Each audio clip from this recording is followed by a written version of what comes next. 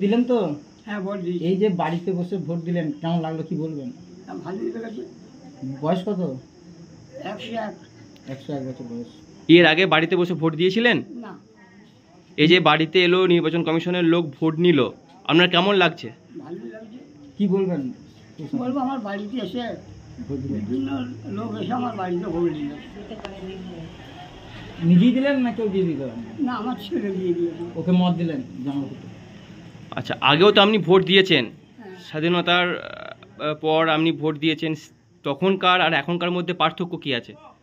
পার্থক্য এখন আমি ভোট দিতে পারি না বলে, তাই এখন যেতে পারি না বলে এখন আমার বাড়িতে এসে দিয়ে গেল।